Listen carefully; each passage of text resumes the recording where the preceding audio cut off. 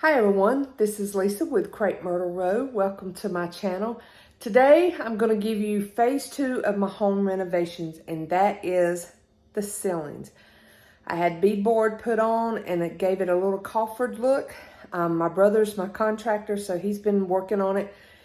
And we finally have all of that finished. Now my walls are still needing to be painted and my house put back together, but I thought I would show y'all the process of doing the ceiling. So just keep watching and you'll see. I didn't film them while they were actually working, but I did go behind them with each step so you could get an idea in case this is something you would like to do in your own home. But y'all just keep watching. Okay, one of the first things I did before we started anything was I had a picture, inspiration picture I found on Pinterest of what I wanted this to kind of look like. You know, so I could show my contractor, who happens to be my brother, of exactly how I wanted. Now, in this picture, there is crown molding, which I did decide not to go with. You will see that later in the video.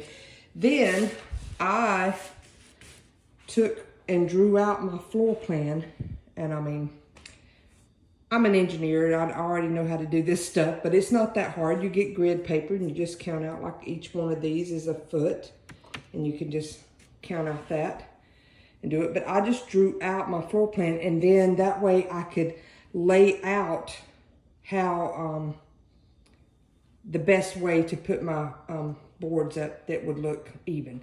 So, you know, I wanted to use the entire space from here to there. It meant I had to cut pieces, but so like 45 inches evenly there to get that and all. And then even with that, you know, you make some changes. Like I was starting here trying not to have to cut the length on the pieces, but then I got down to here. This is, by the way, my kitchen and dining room, and I ended up over here. And then after thinking about it, and then my dad and I discussing it, it's like, why would I notch it there? Why not just stop it here and have a beam? And you know, that little bit of space is not gonna be noticed. So that's what we ended up doing. And then in my living room, same thing. I have a layout of it. There's where my fan was in the middle. This is where that drop down section is that you'll see coming up. And then just kind of laid everything out basically how I wanted. Now, as they were building and all, you know, if we seen that something needed to change a little bit, you know, they just did their own measurements just to double check, and we went from there. But this did make it a lot easier than just them coming in that morning and starting to figure out things. This way I knew, you know, they had to be cut down to 5'7" instead of 8 foot length to evenly space in this room here. And then they were able to closely use the 4 foot widths. I think it ended up being 3 foot 9 inches that they had to rip them down to. But that's the first step. Find what you're wanting your ceiling to look like so you can show your contractor. And then, I mean, he may do this himself for you or do it yourself, you know, laying it out how you want.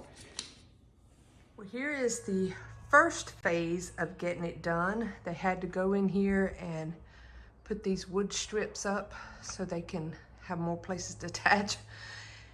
And we had to cut a hole in the ceiling in 2 places just to figure out how the rafters were running, because it's not like a normal house. This was, I guess, stick build back in the 70s, and it was a little odd. Like these, we would have thought would have been going this way, but they were going that way in this one section, but then the opposite section over here.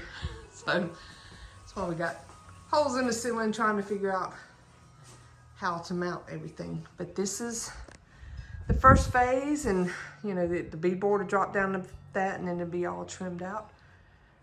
But that's getting that ready.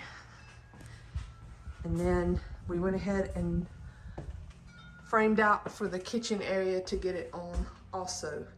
And the main reason we did that, because the rafters were running in this direction in here. So, I mean, technically you wouldn't have to do this, but this old house had ceiling heat. So it's like coils that like started and they just spiral around the entire room. and it's like little copper wire, and that's what the heat was. Well, that's a lot of wires to work around when you're trying to put up these ceilings and all the nails they'd have to do. So we figured out this would just be a better, stronger way of attaching them. Let's go ahead. And of course, we still have to take down lights and redo areas there. But hopefully we'll have the beadboard put up tomorrow. Okay, I thought I would share also in the first phase here in the kitchen, and y'all please ignore the background, my washer and dryer is going. But something I didn't make clear in the living room when I was showing is he's also having to come in, like you can see the marks there. That's where the boards will be, the individual beadboard width will be from there, and then there's another mark right there, and then another piece, so it'll be 3 wide there, and that's where a beam will go. Well, as he's counting in, you know, we laid out how the layout would be lengthwise to the room. He'll start over there. Well, the 8 foot will fall somewhere in here. So he needed to add these strips to give more surface to nail the ends up on. And I want to make sure that the light fixtures did not fall where a beam was, because they are bigger around than the beam. So that was how he come about that. And then of course you can come across here, and there's where the next length will come and hit right in there. And this is where the previous light fixture I had, and it was a beam up, and we're putting in, these are some can light things that they have now for reconstruction. So you don't have to put that big metal thing up in your attic. These you just have this box that kind of sits out of the way, and in this piece you just cut the hole in like the beadboard siding, and it will pop right in and be low profile, flush with the ceiling, and I don't have to worry about having, you know, like I said, having someone go up in the attic and put those big metal cans that hold traditional lights. So if that's something you've been thinking about doing, it's for rework or new construction, or not new construction, remodel type thing, I think is what it says on it.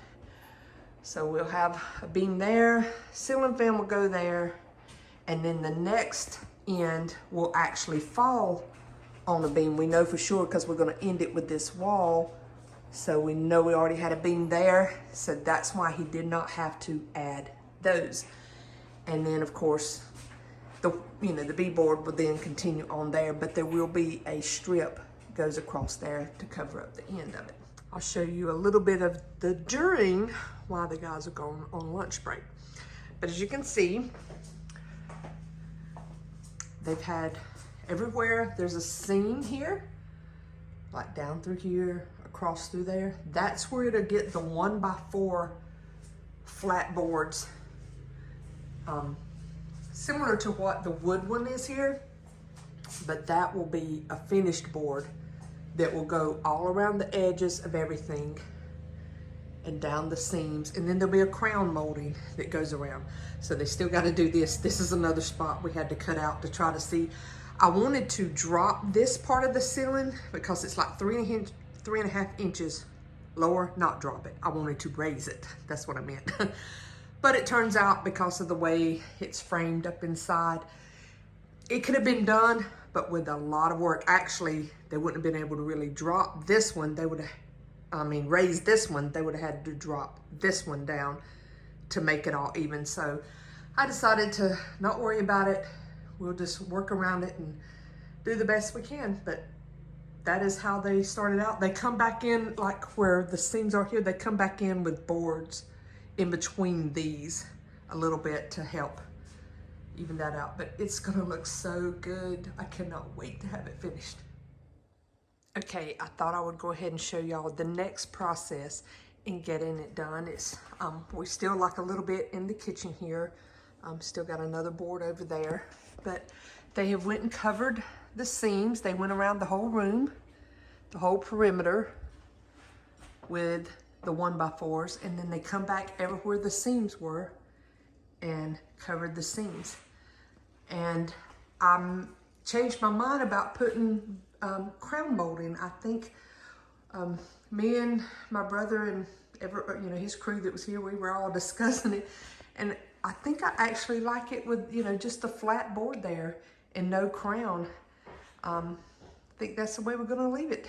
And the next step here will be caulking all the seams and, fixing everything there and any of the nail holes and painting. And then I added those recessed lights in there. And then my vintage fixture will go back up there. And then here in the kitchen, I have ordered, it's called an invisible fan light. It's a big light that's kind of flush mount, and it has a fan made up inside of it you don't see. So I thought that would look better than one just hanging down. I had one ordered, as you can see it sitting over there, but I'm gonna take it back and put that there. So it's more of a streamlined look because you're gonna have a lot going on with that one chandelier hanging down.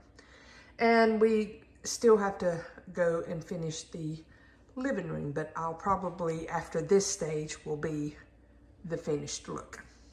Here are the finished ceilings. Everything's been painted, and the only thing that will change ceiling-wise is I have two antique corbels that I'm going to put right up there and come out across where that beam area is. And of course, I still got to paint the walls. That's my next project.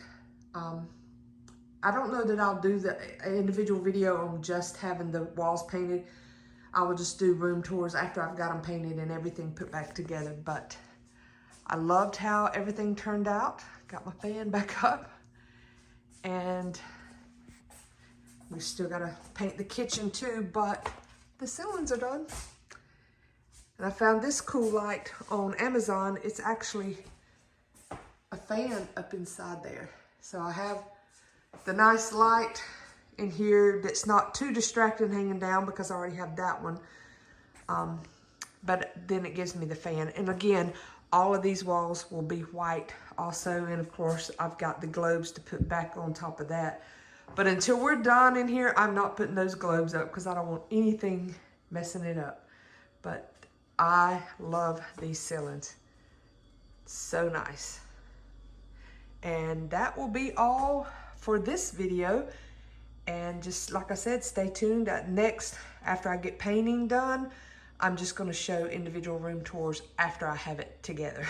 But I hope y'all enjoyed this part of the home renovation series. And if you don't already subscribe to my channel, I would love for you to do so. And come over onto Instagram and Facebook and follow me there. Until next time, y'all have a blessed day. Bye.